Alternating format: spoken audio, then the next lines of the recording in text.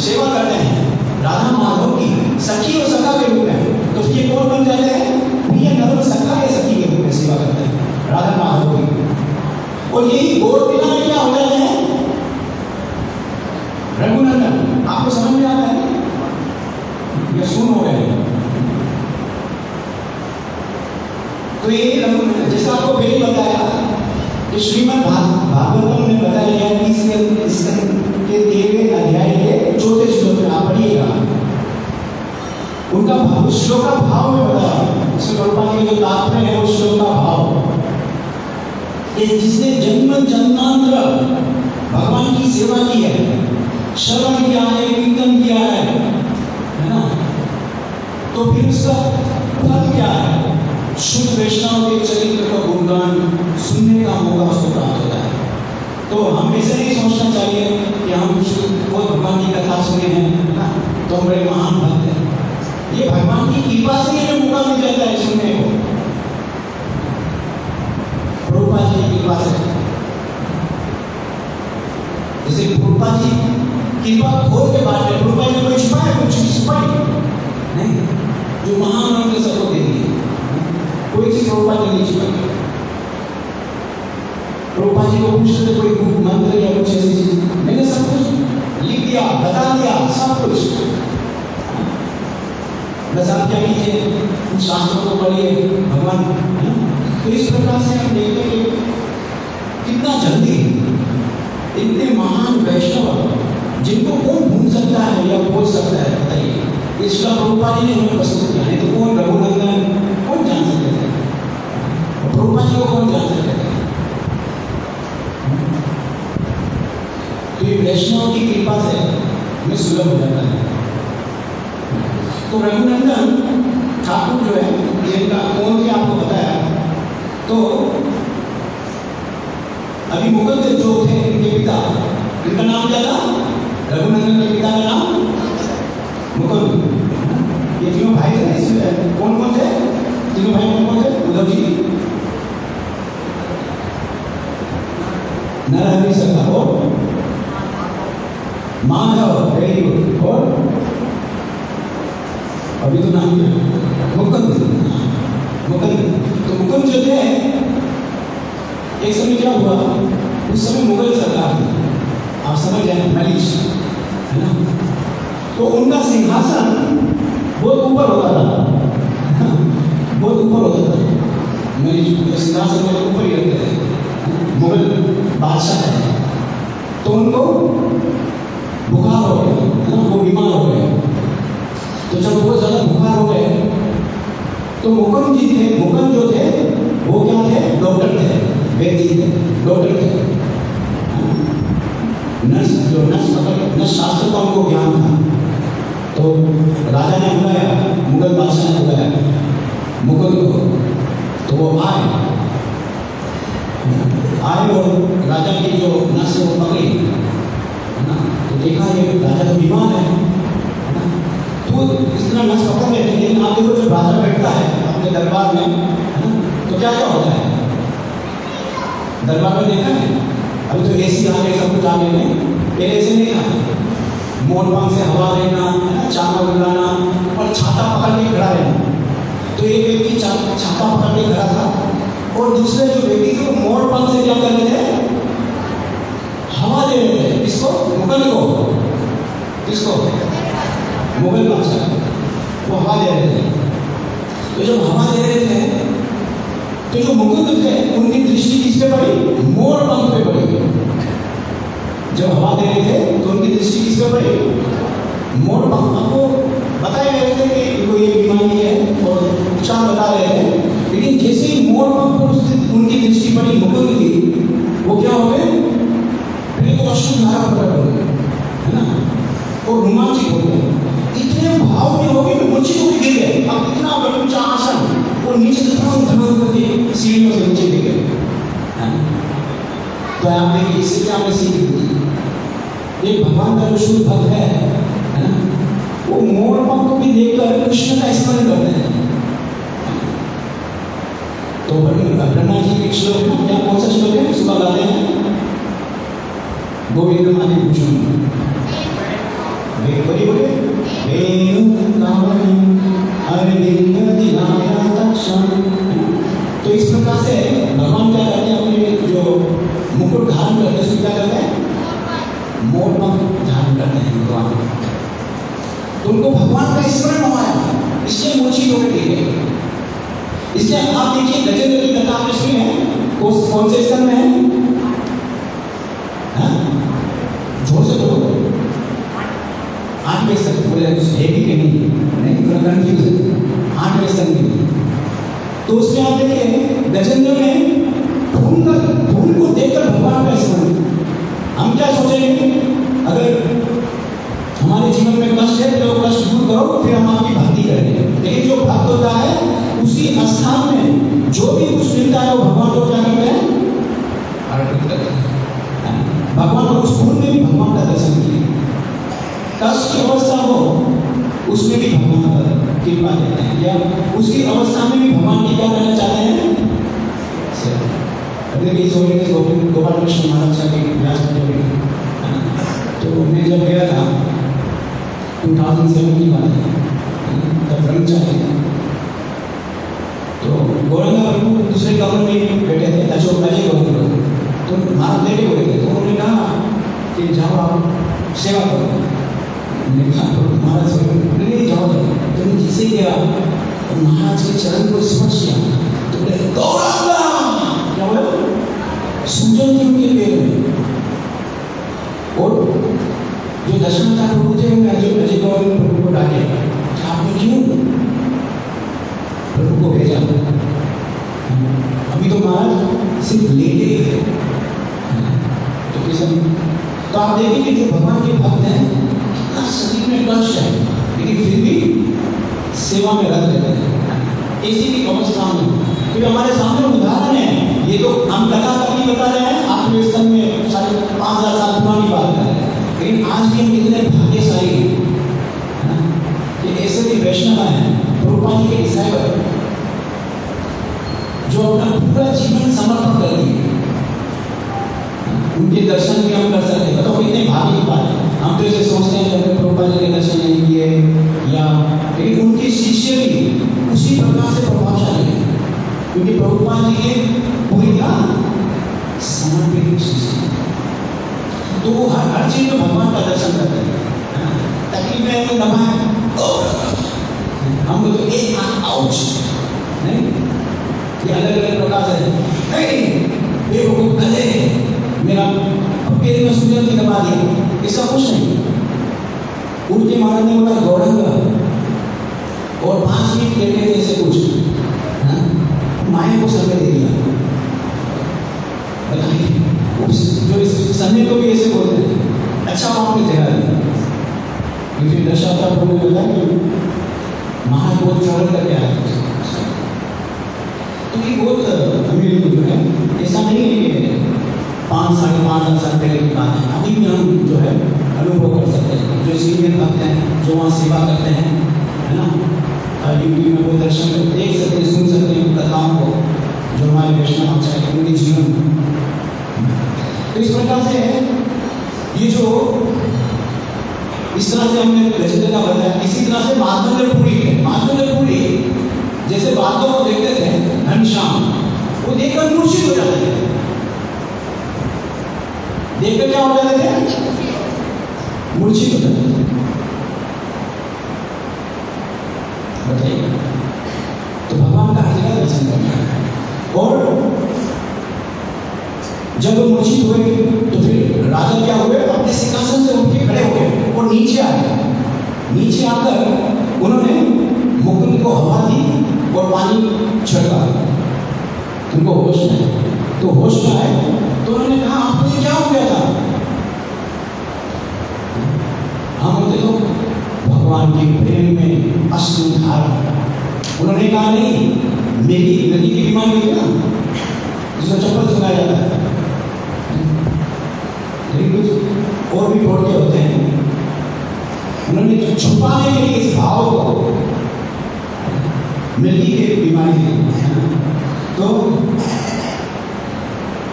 अपने ना भजन तथा न कोई वे यथा तथा, तो जो अपने भजन, जो हम भगवान का भजन करते हैं, है ना, तो उसको और को नहीं बताना चाहिए। उसको क्या करना चाहिए?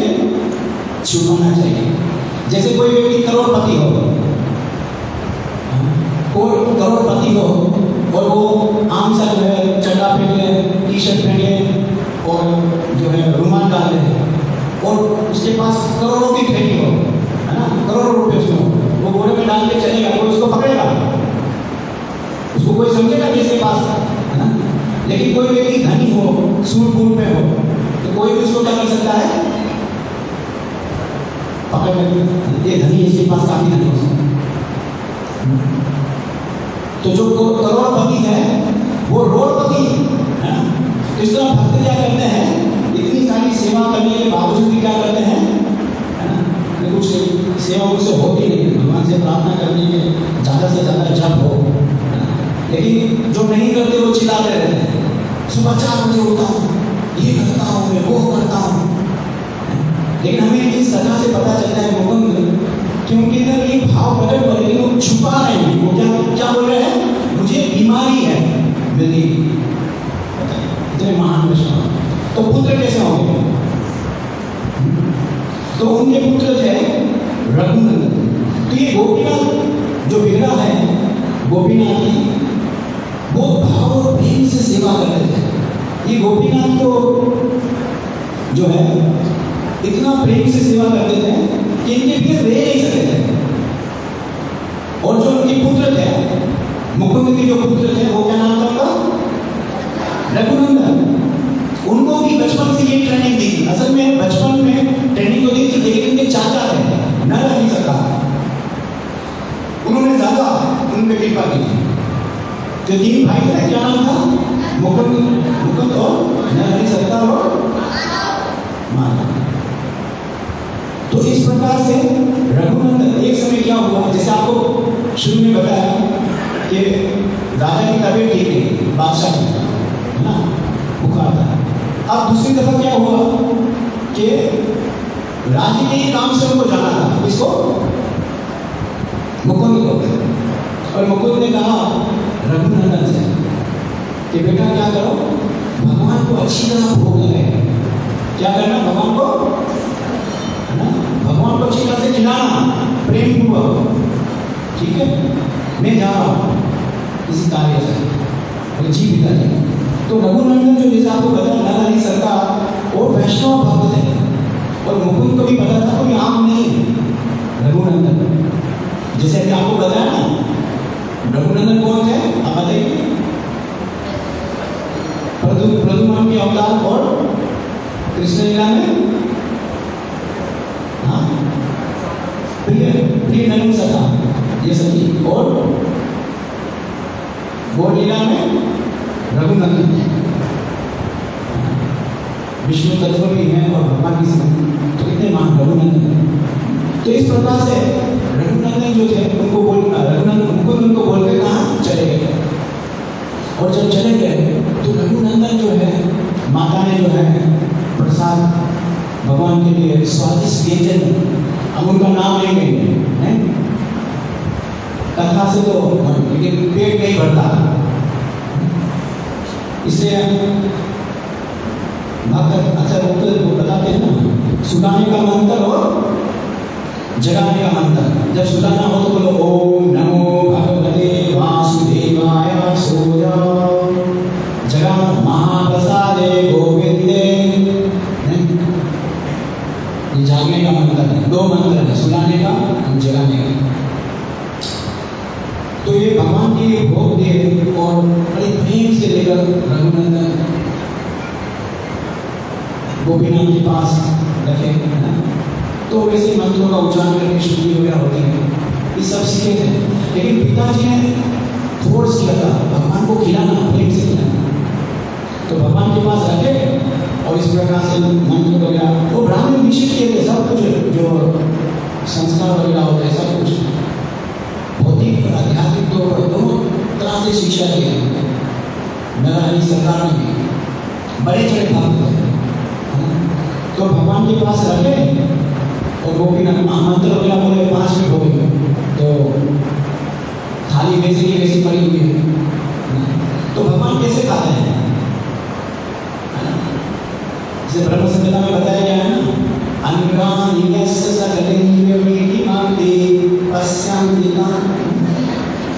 तो भगवान क्या करते हैं, सांस से बोल करते हैं, आंखों से कोई भी चीज, हमारा हाथ को उठा, भगवान आंखों से कोई चीज उठा सकते हैं, तो भगवान आंखों से खाते हैं। विग्रह क्या करता है, विग्रह स्वरूप आंखों से खाते हैं, भगवान खाते हैं, आंखों से खाते हैं, और कानों से हमारी प्रार्थना तो फोर्स करने लगे, रघुनंदन प्लीज प्रभु खाइए खाइए, तो विग्रह बोले हे रघुनंदन मैंने इसको खा लिया है, जिसे रोज खाता हूं मैंने खा लिया है, ये जो मैंने ग्रहण कर लिया है, और तुमने जो मंत्र बोले मैंने सुने हैं, नहीं मेरे पिताश्री ने कहा था अच्छे से पवाना, अच्छे से खिलाना, नहीं आइए बैठिए खाइए, और कितना फोर्स प्रेम से किया गया। हम जैसे करते हैं किशोर जी हो गया, अब जल्दी से उठा लो, हमारा भाव क्या होता है। लेकिन जो पुजारी होते हैं वो क्या करते हैं, आज में जो भी बनाए भगवान को, इसलिए भी वो ध्यान करने बैठते हैं, इससे हम तो जब भगवान को भोग लगाते हैं तो प्रणाम करके अर्पण करते हैं, वो तैयारी करते हैं बैठ के, घंटी बजाना, बुलाना, आसन रखना, भगवान को बिठाते हैं, जैसे हम लोग बैठते हैं खाने के लिए, इसलिए डाइनिंग टेबल सब कुछ करते हैं। हम दिल्ली मंदिर में बताया थे भगवान को नीचे बैठ के खाएंगे, अब जहाँ पर खड़े हैं वहीं सब कुछ नहीं करते भगवान, सोने का अलग होता है, खाने के लिए अलग, तो इसका सिस्टम ऐसा आता है। तो इस प्रकार से साफ जगह कर छोटा सा टेबल रखा जाता है, फिर चटाई सुंदर नरम मुलायम चटाई रखी जाती है, भोग रखा जाता है, आह्वान मंत्रों से बुलाया जाता है, भगवान बैठिए प्लीज, है ना। तो इस तरह वो सब कुछ क्या होता उनका, लेकिन वो जब बैठिए बैठ के खाए, तो इतना फोर्स किया, तो गोपीनाथ ने क्या किया, विग्रह से प्रकट होकर, विग्रह ही स्वयं भगवान बैठे और भगवान ने खाया, उंगली चाटी, उंगली की चाटी से सब कुछ खाया। अब भगवान फिर से हाथ में धुला के फिर से गोपीनाथ ने, अब वो बर्तन उठाए, रघुनंदन खुशी खुशी जा रहे हैं, और माता को दिए, माता ये बोले प्रसाद कहाँ है, बोले भगवान ने खा लिया। अरे खा लिया, ये खुद ने खा लिया, भोग लगाने के लिए गया था, वो खुद पा लिया, आने लो पिताजी को। तो मुकुंद जी आए अपने कार्य करके, तो बताया कि आज पता है क्या हुआ, हर दफा आप भोग लगाते हो प्रेम से, थाली आती है, इस दफा तो क्या हुआ, उस थाली में कुछ नहीं था, मतलब खा लो तो भी प्रॉब्लम हो जाती है भगवान, एक कथा और भी उसमें नहीं जाएंगे भगवान, अगर खाने को बच जाए तो बताए क्या होगा, गोवर्धन अन्य हो वाले क्या बोले, साला कितना खाएगा, साला कितना खाएगा, अगर भगवान खाने को शुरू करें, इतने पुण्य बनाए गए भगवान ने एक ही घूट में, ये तो भक्तों का प्रेम है। तो इस प्रकार से जब वो भोग भगवान खा लिए, मुकुंद को पता चला, इसे अच्छा उनको विश्वास था कि मेरा पुत्र जो है दिव्य बालक है, ऐसा कोई बालक नहीं है। तो क्या किया उन्होंने, लड्डू बना, मुकुंद लड्डू बनाकर और कहा पुत्र हुई लीला देखना चाहते थे, भगवान की जो खाने की लीला, और हमें इन लीलाओं के द्वारा जो बताना चाहते हैं कि विग्रह को आप पत्थर मत समझिए, ये साक्षात भगवान है, भगवान ग्रहण करते हैं, इन लीलाओं से ये पता चलता है।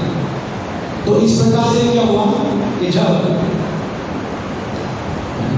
जब ये प्रसाद लड्डू वगैरह बन गए, तो प्रसाद नहीं था, भगवान के लिए बनाया गया। तो विचार जो हमारे विचार भी जाते हैं, जैसे अगर कोई कुकिंग करता है, इससे क्यों कहते हैं कि अब हफ्ता हाथा नहीं होना चाहिए, कम से कम इतना मांस ना खाए, हम भगवान को भोग लगा देते हैं, कोई बात की मिठाई आ गई नहीं लगाना चाहिए, पता है। दीक्षित भक्त जो दीक्षित होते हैं ना, दीक्षित, यहाँ तक के ब्राह्मण दीक्षित वही सेवा कर सकता है विग्रह की, इतने नियम है ये नियम, लेकिन फिर भी सेवा दे देते हैं, अगर मजबूरी होती है कहीं भी कैसे देगा, तो ब्राह्मण ही सेवा करते हैं। तो इस प्रकार से सिखाया जाता है। तो इस तरह से क्या हुआ कि लड्डू चलो रघुनाथ फिर लेके गए। तो जैसे ही गए तो दरवाजा थोड़ा सा खुला रह गया। रघुनंदन अंदर चले गए और भगवान को फिर से बुलाया। तो भगवान ने फिर से कहा मैंने आंखों से खा लिया। नहीं, आपको पता है घर में चर्चा हो रही है कि ये प्रसाद जो है आप जो भोग लगाया था पहले, ये भगवान ने नहीं मैंने खाया है। माता जी ऐसे विचार कर रही है। कभी कभी भक्त होने के बावजूद भी आपने देखा है, कभी भगवान कुछ करते हैं तो कोई भक्त भी नहीं मानते यार ऐसे कैसे नहीं। रोज आती हमारे माइंड में यही है नहीं, एक हम सेवा तो कर रहे हैं, जब तो कर रहे हैं, लेकिन बस एक नहीं चल रहा है, बस चलने दो। कितने साल हो गए बस चल रहा है, और कुछ हो जाए किसी को बताए।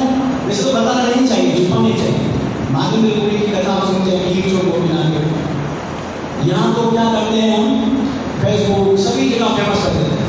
जब बताया ना वो छुपाने का प्रयास करते हैं। ये आदान प्रदान है। अगर कोई प्रेम करता है, कोई लड़की से कोई प्रेम करता है, लड़का छुप से मिलना है, वो सबको बताता है। रात को ऐसे लगता है कि एकदम सोया हुआ है, लेकिन कंबल ओढ़ के बातें कर रहे हैं। 3-4 बजे वो एकदम नहा धो के ध्यान परफ्यूम लगा के किसी को बोले कि कोई आएगा, लेकिन कोई प्रेम करते हो आपस में रात के 4 बजे नहीं, ये टाइम है पहुंच जाना, किसी भी करके पहुंच जाएंगे। प्रेम, लेकिन असल में प्रेम नहीं है। तो महाराज इस प्रकार से भगवान को बोले कि आप प्लीज प्रभु ग्रहण कीजिए। तो भगवान ने कहा मैंने ग्रहण किया है ना, अब मेरा पेट भरा हुआ, प्लीज प्लीज। तो फिर भगवान फिर से आई वही। तो इस तरह से जैसे ही भगवान ने गोपीनाथ जी ने लड्डू उठाया और जैसे ही खाया है ना, तो मुकुंद ने क्या कर रहे देख रहे थे है ना, क्योंकि भगवान का पेट, भगवान ने तो मेरा पेट भरा हुआ है, लेकिन फिर भी मैं तुम्हारे लिए ये खाऊं। जैसे खाया बस भगवान उठ गए। और मुकुंद ने देखा, जो मुकुंद ने देखा मेरे पुत्र रघुनंदन के हाथों से भगवान खाए, तो उन्होंने क्या किया, अपने पुत्र को गले से लगा दिया और भाव विभोर हो गए। इतने रोए कि रघुनंदन को स्नान करवा दिया। तो इस कथा से हम देखते हैं। और जो है इनके पास जो गोपीनाथ है, और इनके घर के पास ही एक पानी का तालाब था।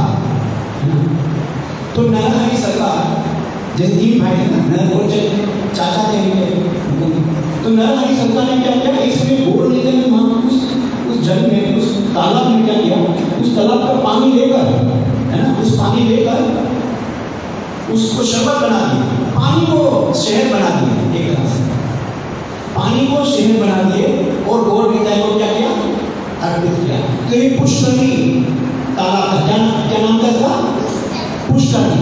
लेकिन जब ये लीला हुई तो मधु पुष्करणी के नाम से व्याख्या हो गया। और इसके करीब ही चैतन्य चरितामृत में बताया गया है, इसमें 12 ऐसे कुछ श्लोक हैं, उसके करीब ही एक वृक्ष था कदम का। उसमें जो वृक्ष था कदम का, उसमें हर रोज दौड़े घूमते थे गोपीनाथ जी को अर्पण करने के लिए। जैसे आप तोड़े हो है ना, तो कल फिर उठते, फिर रघुनंदन तोड़ते थे गोपीनाथ की सेवा में। और एक समय क्या हुआ, अभिराम ठाकुर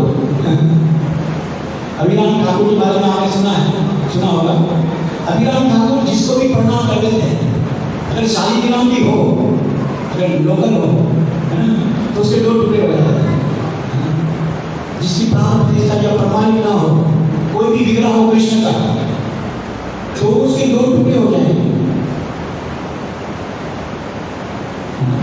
जो शुभ वैष्णव के द्वारा, मतलब इसका मतलब पूजा की वैष्णव आचार्यों के द्वारा वो कठिन होती है। जैसे मानवपुर है ना, गोपीनाथ उस समय जो क्षीरचोर गोपीनाथ ये सब जो विग्रह है, ये हमारे आचार्यों के थे। और जो भी विग्रह बनाकर इसे पूजा करता था, अभिराम ठाकुर कि मैं प्रणाम करता हूँ, और ऐसे जो पाखंडी होते थे, जो अपने आप को भगवान को मानते थे है ना, भगवान मानकर, वो सब भाग जाते। अभिराम ठाकुर है, भागते थे। तो इसी तरह जब चलो इनको चेक करने के लिए चले जाते हैं। तो इस प्रकार से क्या हुआ कि अभिराम ठाकुर गए कहाँ? श्रीखंड में। किससे मिलने के लिए? रघुनंदन। तो उनके पिताजी को पता चला कौन आए हैं? अभिराम ठाकुर। तो उन्होंने देखा तो दूर से देखा कि दरवाजा बंद कर दिया। आपको पता है श्री नित्यानंद महाप्रभु के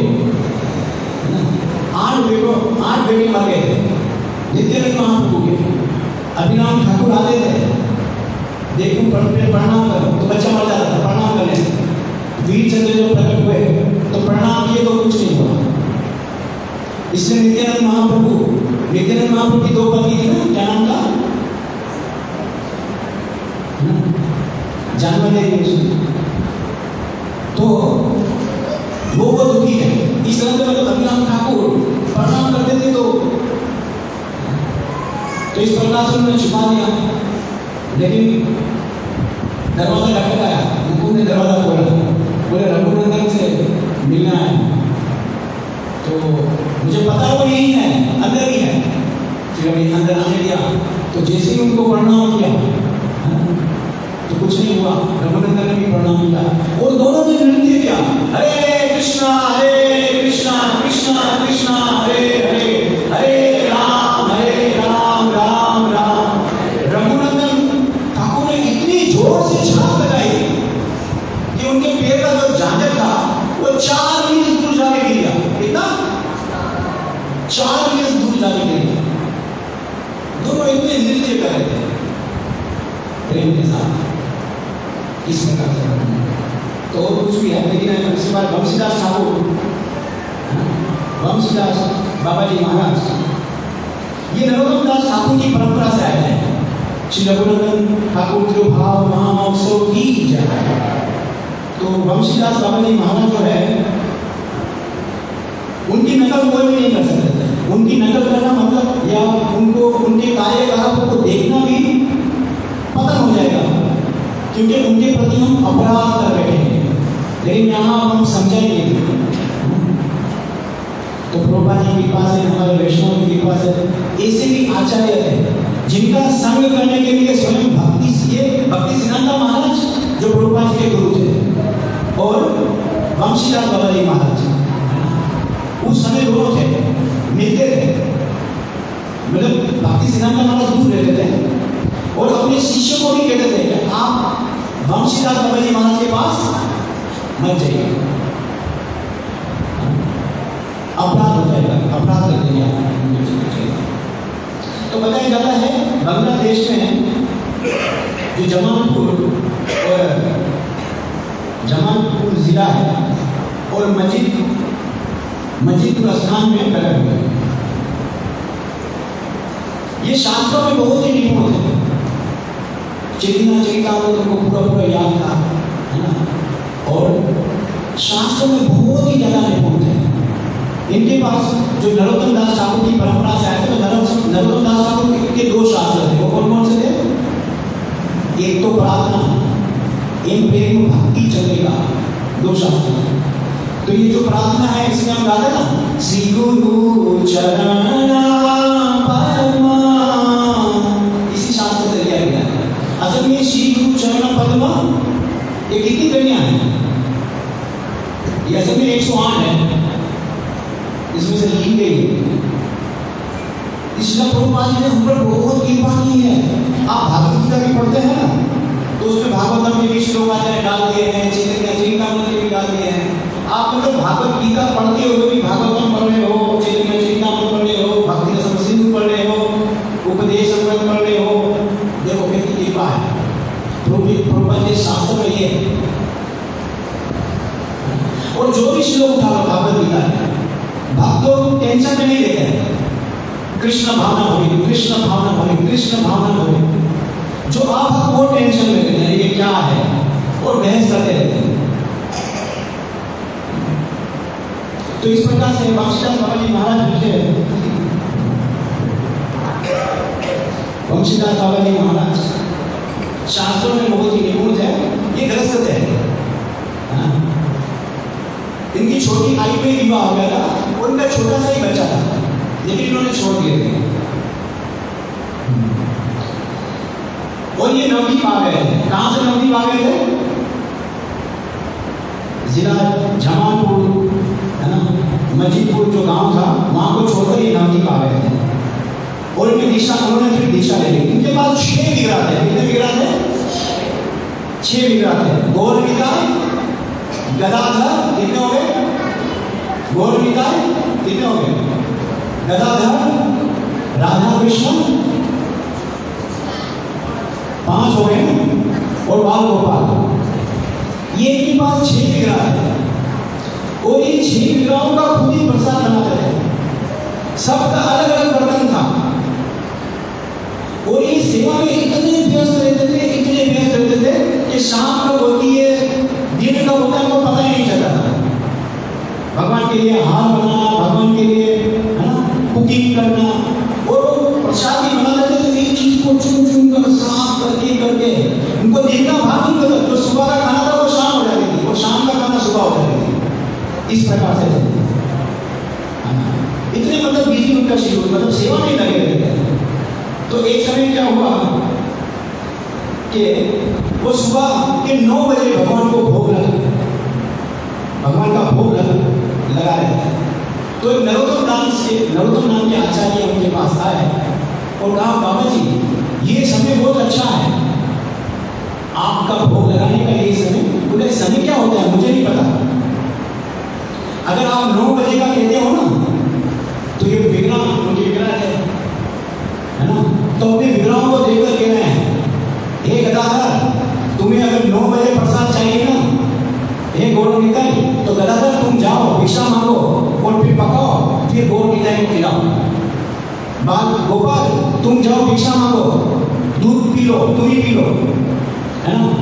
इस तरह से बोलते थे, क्योंकि नहीं तो मेरे पास टाइम नहीं है, इस टाइम में भोग लगा, हमें नकल नहीं करते। इस प्रकार से नहीं समझना। तो इसमें तो बहुत सही कथा है, लेकिन जो मेन कथा ले लेते हैं। ये भगवान को डांटते थे। क्या करते थे? भगवान को डांटते थे। एक समय क्या हुआ, एक धनी व्यक्ति ने उनको सोने की चेन दी, सोने की चेन दी, इन्होंने गौर निकाय के गले में डाल दी। हाँ? और ये फिर भिक्षा मांगने के लिए बाहर चले गए भगवान के, और वापिस आए कुटिया में, देखा सोने की चेन है। उन्होंने गौर निकाय को डांटने लगे, ये सेवा भी तुमसे नहीं समझी जाती, ये तुम्हारा ही घर है, सब कुछ तुम्हारा ही है, ये चोरी हो गया। इतना डांटे सुबह से। फिर भगवान ने उनको प्रेरणा दी वो चोर को, तो उस चोर के पास गए। तो जब चोर के पास गए वंशीदास बाबा जी महाराज, तो उनको बोला मुझे चेन दो, तो उन्होंने क्या किया, धक्का मार के उनको फेंक दिया। लेकिन कुछ ही समय में क्या हुआ कि उनके पूरे परिवार की मृत्यु हो गई, वैष्णव अपराध इस तरह में। और फिर ये सब भिक्षा मांगने के लिए गए, तो क्या हुआ, जैसे आपको बताया ना, सभी लेना के अपने अपने क्या थे, बर्तन थे। तो एक चोर आया, गौर निकाय का बर्तन उठा के ले गया। एक चोर आया, गौर निकाय के बर्तन उठा के ले गया। अब वंशीदास बाबा जी ने कहा, राधे कृष्णा को तो प्रसाद मिलेगा, लड्डू गोपाल को भी मिलेगा, है ना, लेकिन गौर निकाय तुम्हें नहीं मिलेगा। तुम अपने बर्तन को क्यों नहीं संभालते? अब मैं भूला हो गया हूँ, अब तुमको अभी क्या किया उन्होंने, राधा, क्योंकि उनके पास जो सब थे बर्तन राधा कृष्ण के थे, लड्डू गोपाल, उनको बना के खिलाया। अब गौर निकाय मुंह देख रहे हैं, अब क्या करें? तो नित्यानंद तो प्रभु का तो कैसे के कैसे बर्तन आ गया, तो उनके लिए भी भोग बनाया। अब गौरंगा महाप्रभु देख रहे हैं, फिर गौरंगा महाप्रभु का भी बर्तन कोई दे के चला गया। फिर उन्होंने गौरंगा महाप्रभु को भोग लगाया और फिर कहा कि आप जो 2 लड़के हो, मैं आपसे बहुत प्रेम करता हूँ, जैसे जो तुम ऐसे लापरवाह क्यों हो, संभालते क्यों नहीं हो किसी को? इस प्रकार से एक समय क्या हुआ कि कुटिया में नहीं रहते, मैं खुले में सोऊंगा। कुछ बाबा जी भी साथ होते थे, मैं खुले में सोऊंगा। ये असल में बहुत लंबे होते थे वंशीदास बाबा जी महाराज, और फूल अगर ऊपर भी हो तो आसानी से तोड़ लेते थे। तो बोले कि मैं कुटिया में नहीं, बाहर सोऊंगा। सोए, है ना, तो कोई समझ नहीं पाता है कोने में सो रहे, बाहर सो रहा। तो देवी देवता आए उस स्थान में, उनकी स्तुतियां की और फिर चले गए, क्योंकि वो जो थे उनके साथ रहने वाले वो भी नहीं सोए। क्योंकि ब्रह्मा जी के कार्य अद्भुत होते हैं कि देखा कि देवता आके उनकी स्तुति करके जा रहे हैं, वंशीदास बाबा जी महाराज। और एक समय क्या हुआ, इनके माता पिता मछली के जो कारोबार करते थे, है ना, तो ये उनके परिवार से थे। तो बताया जाता है कि वैष्णव की जो है, जैसे गंगा जी में बहुत सारे आपने देखा होगा अलग अलग गंदगी होती है, लेकिन फिर भी भक्त क्या करते हैं, स्नान करते हैं ना, गंगा जी को पवित्र मानते हैं नहीं।